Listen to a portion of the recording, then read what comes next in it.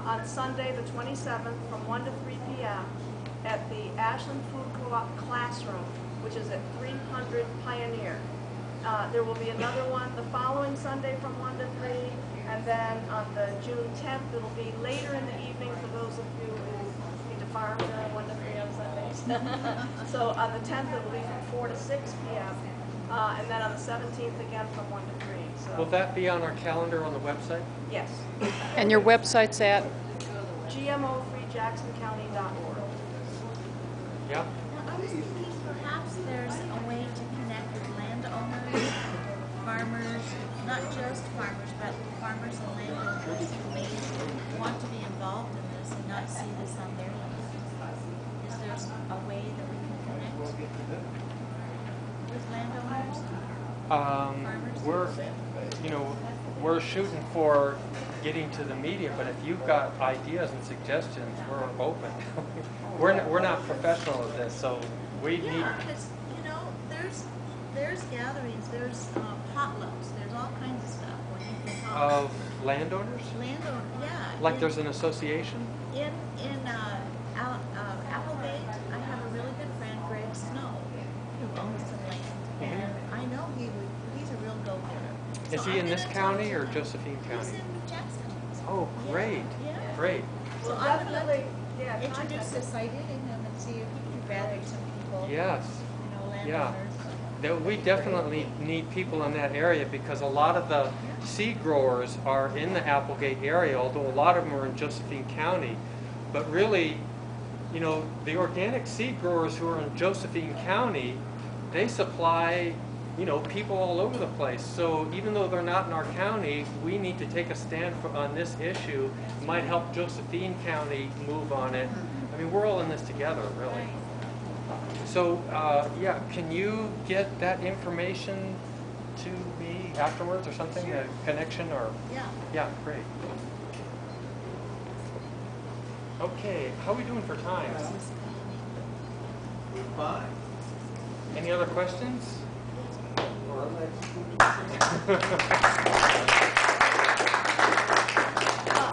One of the things that we'll be needing after we get the signatures and we get it on the ballot are endorsers, big name endorsers, small name endorsers, everybody. And we're going to, we've talked about the cost of the campaign this far with the legal fees. Well, that's just the beginning.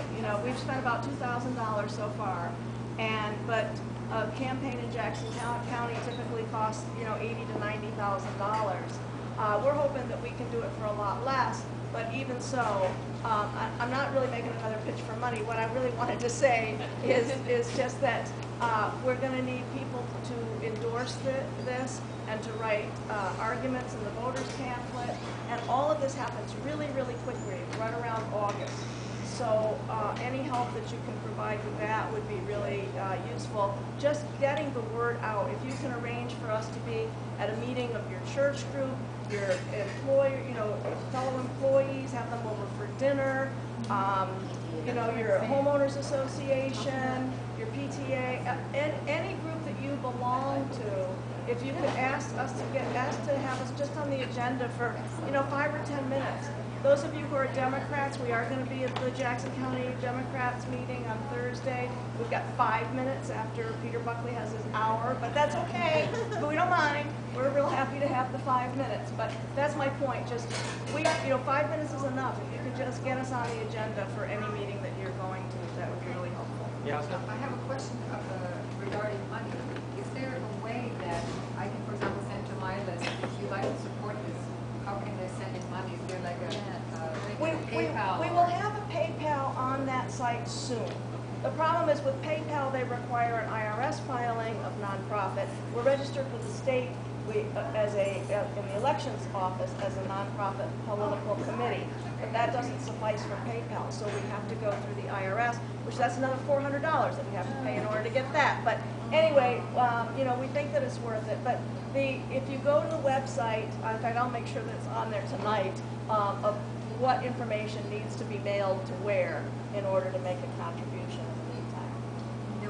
If maybe I can have some more of these that I can be passing out as I talk Yeah. to people. I'm such a manifester, yes. Yes. about this, are there any catchphrases or buzzwords that have been successful in kind of getting people's attention and having them participate?